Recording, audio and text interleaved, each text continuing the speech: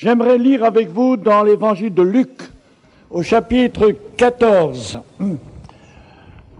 C'est le Seigneur Jésus qui, là, nous présente une histoire, celle d'un homme qui fait un grand souper et qui invite beaucoup de gens.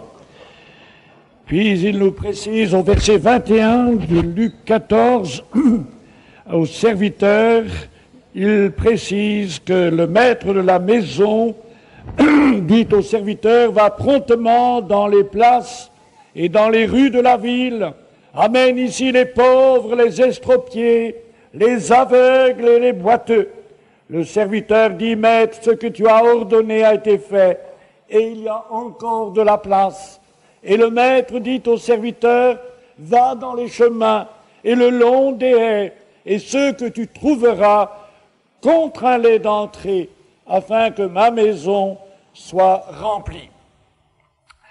Eh bien, j'ai rencontré les tziganes le long des chemins. Ils étaient dans leur caravane plus ou moins désorientés, oubliés de l'Église, mais pas oubliés du Christ qui est venu à leur secours.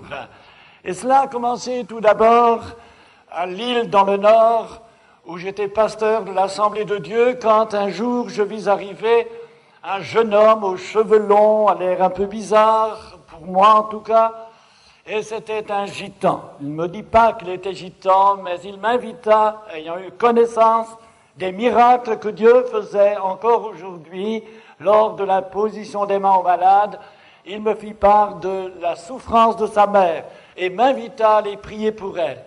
Je vins à la maison, c'était juste la fin de la guerre. Les gitans s'étaient camouflés dans les maisons parce que Hitler les arrêtait, les emmenait dans les camps, où 500 000 environ périrent dans les chambres à gaz, les fours crématoires. Et voici que j'arrive à la maison, la maman est allongée sur un matelas à terre, ce qui me surprend. Je m'agenouille auprès d'elle, je lui parle de l'amour du Christ, des promesses du Christ. Je lui dis que le Seigneur est disposé à la guérir, elle met sa foi en Jésus, elle était malade du cœur, elle souffrait, et dans sa bonté, le Christ l'a guérie. Ensuite, la nouvelle s'est répandue parmi les tziganes qui stationnaient dans un quartier de Lille, et on m'a demandé d'aller prier pour les uns les autres, pour les bébés, pour les personnes âgées, etc. Et ils vinrent aux réunions, témoignant de la grâce divine qui avait guéri plusieurs d'entre eux. Mais ils prirent après leur caravane pour se disperser dans la France, les oiseaux s'envolèrent et je les oubliais. Quand, peu d'années après, lorsque je me trouvais à Lisieux, où j'ai débuté mon ministère à l'âge de 19 ans, j'ai rencontré des tziganes dans la rue. Je pose la question à l'une des sœurs de l'Assemblée, mais qui sont ces gens? Et ce sont des gitans, et des gitans qui ont la foi, une grande foi.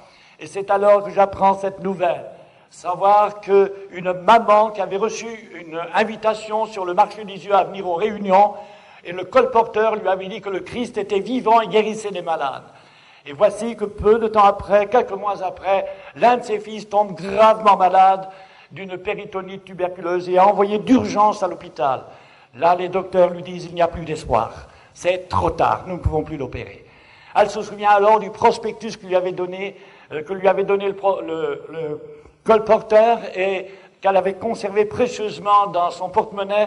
Elle fit lire l'adresse, se rendit à l'adresse, 28 rue du Canfranc, et là, c'est le pasteur Gitnard de l'Assemblée de Dieu qui se rendit alors à l'appel de la maman qui pleurait à l'hôpital. Et toute l'Église pria pour ce garçon. Et dans sa miséricorde, le Christ guérit son fils à cette femme. Et cette guérison miraculeuse entraîna toute la famille dans la foi en Jésus-Christ. Et l'un de ses fils devint alors prédicateur de l'Évangile. Et après avoir reçu le baptême dans l'Esprit Saint, dont j'ai dit quelques mots ce matin, il se mit aussi à annoncer la bonne nouvelle à sa famille, aux gitans qu'il rencontrait, et des miracles eurent lieu. C'est ainsi, par exemple, qu'il rentre dans une caravane où il y a là une maman qui est malade depuis longtemps, qui souffre de son dos et qui a la fièvre. Et il s'adresse à elle, dit, tu crois au Seigneur Jésus? Oui, dit-elle, je crois. Eh bien, le Seigneur Jésus va te guérir. Nous allons prier. Et là, il prie et il lui dit maintenant, au nom de Jésus, tu te lèves, tu fais ta cuisine et tu te prépares du café. Et puis elle s'est levée aussitôt, guérie par le Seigneur, et elle a vraiment préparé le café, comme la belle-mère de Pierre, qui fut guérie de la fièvre et qui se mit à servir le Seigneur. Puis, les miracles nombreux eurent lieu, et Mans avait la foi. Et un jour, il se trouve en face d'un gitan qui souffrait atrocement de l'estomac, il devait avoir un ulcère, il souffrait.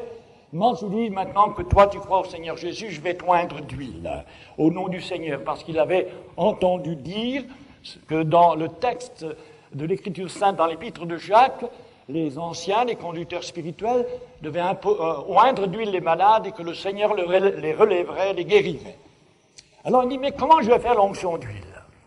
Il avait entendu aussi dire qu'autrefois, parmi le peuple d'Israël, on oignait d'huile les rois avec une corne d'huile. Il dit, comment je vais faire? Je n'ai pas de corne d'huile. Alors il a pris un énorme carton, il a fait un entonnoir, il a demandé 1 litre d'huile, faire l'onction d'huile quand même. Alors il a mis l'huile en moins de 1000 litres. Il dit, maintenant tu crois au Seigneur Jésus qui va te guérir? Oui, je crois. Alors maintenant, au nom de Jésus, je t'oins d'huile. Et l'huile a coulé sur les cheveux par jour. Mais à l'instant même, miraculeusement guéri. Ça, c'est la foi. La foi dans la promesse de Dieu, quelle que soit la quantité maintenant. Après, il n'en a pas mis autant, on l'a instruit, mais c'est la foi qui a été agissante, et là, il y a eu le miracle. Et nous pourrions donner tant d'exemples de guérisons miraculeuses. J'en ai cité plusieurs dans mon livre, Mon aventure chez les Tziganes, malheureusement épuisé, enfin encore 3-4 exemplaires à la librairie. Et je raconte aussi l'histoire de cet homme qui était paralysé en Espagne et que rencontre un jour un prédicateur gitan. Il le rencontre dans la rue et l'invite à venir aux réunions. Et c'est ce jeune homme qui a été connu en Espagne comme un champion de boxe et qui était tombé gravement malade au service militaire, devait marcher avec des béquilles, était paralysé. Il avait du mal en tout cas à avancer, il lui fallait absolument ses béquilles. Et puis à la réunion, il se convertit, il se donne au Seigneur Jésus. Et au bout de quelque temps, il demande au prédicateur de bien vouloir le laisser les accompagner à la prière, car l'habitude était en Espagne qu'après la réunion du soir, il y a réunion tous les soirs dans les églises, à 10 heures le soir, ils prennent la voiture, ils vont sur les collines prier jusqu'à 1h, 2h du matin. Et il demande la permission de les accompagner. Il dit non pas pour être iri, mais pour prier avec vous. Et là, au cours de la prière, vers minuit environ, il sent une force qui lui est communiquée dans ses jambes, et il se relève. Et il ne s'appuie pas sur ses béquilles. Alors, il se demande ce qui se passe, et les autres se lèvent aussi et se réjouissent dans le Seigneur, et ils prient encore. Et il veut reprendre ses béquilles, et alors le prédicateur lui dit, au nom de Jésus, lâche tes béquilles maintenant et marche. Et il s'est mis non seulement à marcher, mais à courir. Alors le miracle fut connu dans toute la ville de Elche en Espagne. Il n'y avait alors aux réunions qu'une quinzaine de gitans, et le prédicateur commençait à désespérer de voir un souffle de l'esprit au milieu de son peuple.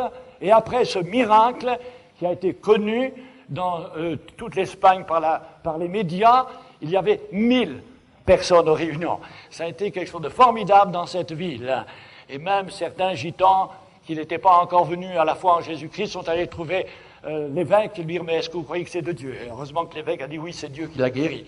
En tout cas, ils ont eu confiance et le Seigneur a béni cette œuvre là-bas. Un jour, il y a aussi un paralysé qui fait 300 km en taxi pour venir voir un prédicateur Marido dont il avait entendu dire qu'il priait pour la guérison des malades. Il arrive en taxi et Marido lui dit, mais qu'est-ce que tu es venu faire? Je suis venu pour que tu me guérisses. Marido dit, non, moi je ne peux pas te guérir. Déception. Il lui dit, moi je connais celui qui peut te guérir, il s'appelle Jésus. Est-ce que tu crois en Jésus? Oui, lui dit-il.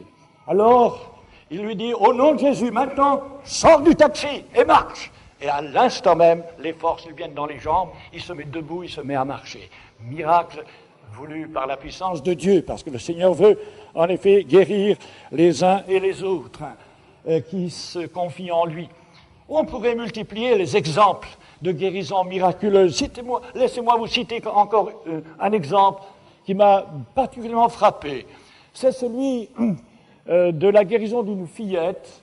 La maman qui habitait Carthagène, en Espagne, avait entendu dire aussi que les prédicateurs imposaient les mains aux malades et que les malades étaient guéris. Alors elle avait pris le train, fait ses 600 kilomètres pour venir à Madrid, où nous avions une mission toute particulière.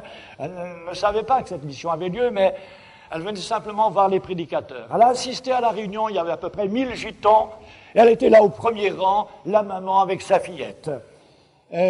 Sa fillette avait été atteinte de poliomyélite, et ses jambes étaient toutes molles, la fillette ne pouvait plus marcher. Et elle était là avec sa fillette dans les bras, au moment de la prière en faveur des malades.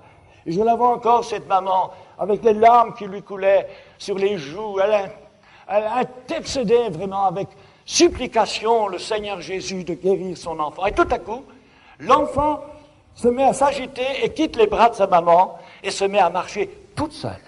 Elle grimpe les escaliers de l'estrade, c'est le miracle. Et comme les gitans sont très vivants dans l'expression de leur foi, et ils se mettent tous debout sur les bancs pour voir le miracle, pour voir cette fillette marcher miraculeusement. On ne peut pas dire que là, c'est des guérisons psychosomatiques ou influences de ceci ou cela. Non, là c'est vraiment une intervention directe du Seigneur qui fait que cet enfant se mette à marcher.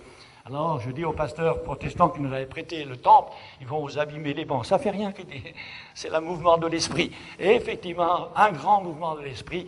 Je suis passé à Carthagène après environ une dizaine de jours, et j'ai vu la fillette qui trottait, qui galopait avec ses petits camarades à travers les baraques. Vraiment, c'était extraordinaire. Et les gens voulaient nous toucher, pensant que c'était nous qui apportions la guérison, comme autrefois on touchait le Seigneur Jésus. Mais c'est le Christ qui guérit, et ce n'est pas l'homme qui guérit. C'est à nous d'avoir confiance dans le Seigneur. Je me souviens d'une fillette qui aussi était gravement malade, une fillette de 12 ans. Elle était toujours courbée en deux. Elle ne pouvait absolument pas se redresser. Quand un jour, dans le campement, ça se passait à Lézignan, un prédicateur est venu lui imposer les mains au nom du Seigneur Jésus. Et au nom du Seigneur, le miracle s'est accompli. La fillette s'est redressée. Elle est redevenue normale. Je l'aurais vue quelques années plus tard, mariée, une gentille maman qui a des beaux enfants, et elle est vraiment le témoignage que quand le Christ guérit, il guérit bien et totalement. Il est le Seigneur du miracle. Et nous pourrions multiplier tous ces exemples. Je citerai quand même un témoignage encore qui s'est produit au moment où nous avions une mission avec beaucoup de gitans. C'était à Rennes. Il y avait dans la salle, justement, ce jour-là, la concierge de la salle des Beaux-Arts qui était venue aussi assister à la réunion. Et au moment de l'imposition des mains aux malades, parce que je crois toujours que le Christ est le même et que ses promesses sont vraies pour aujourd'hui comme elles étaient au temps des apôtres. Parce qu'il ne faut pas oublier que le ministère du Christ sur la terre, c'était d'annoncer la bonne nouvelle, c'est vrai, mais il guérissait aussi tous les malades qui avaient confiance en lui, qui s'approchaient de lui. Les apôtres aussi ont prêché l'Évangile, et ils étaient accompagnés de miracles. Le Seigneur les accompagnait partout en faisant des miracles pour confirmer la parole annoncée. Eh bien, ce jour-là, quand nous faisions cette réunion à Rennes, il y avait la concierge qui est venue, mais qui était dans une chaise roulante. Et elle ne pouvait donc marcher seule. Et au moment de l'imposition des mains, chose surprenante, c'est que cette femme, aussitôt qu'elle a eu l'imposition des mains, elle a senti une force venir en elle s'est levée de sa chaise roulante, elle en est sortie, et elle s'est mise à marcher. Alors les explosions d'Alléluia, il y en avait chez les gitans à ce moment-là aussi, parce que quand on voit le miracle, on sait alors que le Christ est vivant. Et en effet, quand il y a eu ce premier miracle à Lisieux, la nouvelle s'est répandue, surtout par la maman qui avait vu son fils miraculé. La nouvelle s'est répandue en ce sens que les gitans disaient « Le Christ est vivant ». Et la maman téléphonait à ses enfants « Venez ici à Lisieux, le Christ est vivant à Lisieux ». Heureusement, il est assez vivant ici à Lyon, mais pour elle, c'est là que son fils avait été guéri et elle avait découvert en effet le Christ vivant. Et nous avons confiance dans le Christ, notre Seigneur. Il n'a point changé. Le Christ est toujours celui qui peut et qui veut guérir les malades. N'a-t-il pas lui-même porté nos souffrances? Il s'est chargé de nos maladies, dit l'Écriture sainte. Alors le Christ est venu donner sa vie sur la croix en portant nos péchés pour les expier. Mais il s'est chargé de nos maladies pour les guérir. Nos péchés, il les a expiés et il nous les pardonne. Et nos maladies, il les a portées et il nous en libère. Vous le croyez? Amen. Oui, Jésus est le même hier, aujourd'hui, encore aujourd'hui. Et il peut et il veut guérir les malades. Les témoignages sont nombreux, il y en a des centaines, mais nous allons écouter le message de l'Évangile seulement. Ces quelques témoignages que j'ai donnés viennent là pour confirmer que le message que nous annonçons n'est pas simplement un message de conférence, c'est un message vivant. L'évangile que nous prêchons, c'est la puissance de Dieu pour quiconque croit, et puissance de Dieu aussi pour la guérison des malades. Ayons confiance dans l'intervention du Seigneur. Il n'y a pas que de guérison spectaculaire. Je vous ai donné là quelques témoignages de choses étonnantes, surprenantes, qui frappent les regards. Et je pourrais parler ici du témoignage aussi de ce frère qui avait eu un grave accident et qui portait un corset tout le long de la colonne vertébrale jusqu'à une minerve, jusque sous la tête. Il souffrait atrocement dans son lit quand un jour, tôt le matin, un gitan, prédicateur, Joseph, vient pour vendre du linge, des draps, je crois. Les gitans font la Chine, vous savez. Souvent on me dit, mais qu'est-ce qu'ils font comme travail? Ils font toutes sortes de commerces. Et lui, il vendait donc sa marchandise. Puis tout à coup, quand il est dans la maison, parlant avec la femme, il entend des cris, parce que le malade souffre atrocement. Il dit, mais qui est là-haut? C'est mon mari, il est gravement malade. Alors je veux le voir. Alors la femme lui dit, non, attends un peu. Je vais demander à mon mari. Et le mari lui dit, au point où j'en suis, je risque plus rien. Mais attention, c'est un gitan, prépare-toi, prépare le chien au cas. C'est ça, on a peur du gitan. Alors le gitan monte et lui dit, eh bien le Seigneur Jésus peut te guérir, il veut te guérir. Et il va lui dire, oh mais moi j'ai la foi, j'étais au séminaire, je crois tout ça, mais il ne croyait pas sans guérison. Alors le gitan insiste, et l'autre lui dit, mais moi je suis catholique. Il dit, mais écoute, le soleil, il n'est pas gitan, il n'est pas français. Hein? Eh bien Jésus c'est pareil, il est pour tout le monde. Et puis il insiste, il lui parle l'amour du Christ, et puis il s'en va. Mais cet homme-là n'a pas, semble-t-il, suffisamment de foi encore. Et le gitan dit, je reviendrai demain. Et celui-là qui souffrait, qui avait crié à Dieu en disant, envoie-moi quelqu'un pour m'aider, pour me secourir, eh bien, le gitan est venu. Et le lendemain, il est revenu. Et avant qu'il vienne, ce malade disait, si seulement ce gitan pouvait tenir parole et revenir. Et il est revenu. Et là, il lui a parlé encore de l'amour du Christ. Il lui a imposé les mains au nom du Seigneur Jésus. Et il lui a dit, maintenant, au nom de Jésus, tu es guéri, lève-toi. Et aussitôt, toutes les douleurs sont disparues. Il s'est mis debout au pied de son lit. Il a été miraculé. Lui qui avait subi toutes sortes d'opérations, plus rien. Il a passé la radio, aucune trace de cette maladie. Et le docteur lui dit, vous avez une colonne vertébrale plus belle que la mienne. Qui a fait cela? Le Christ. À travers le gitan, c'est vrai, le serviteur de Dieu, mais c'est le Christ qui fait les miracles. Quand tout à l'heure, les serviteurs de Dieu vous imposeront les mains au nom du Christ, sachez que derrière les mains du serviteur, il y a la main du Seigneur Jésus. Elle est invisible mais réelle. Je crois au miracle. Je crois que Jésus est toujours vivant, ressuscité d'entre les morts. Et nous savons que ce Christ que nous aimons et qui guérit les malades, qui prouve ainsi que sa parole est vraie, est celui qui revient bientôt. Et ce Seigneur Jésus qui nous aime tant au point de pardonner nos péchés et de guérir nos maladies, nous allons bientôt le voir dans toute sa gloire. Il vient bientôt. Cet enregistrement vous a été proposé par Trésor Sonore, votre audiothèque. Écoutez et téléchargez gratuitement des milliers d'enregistrements.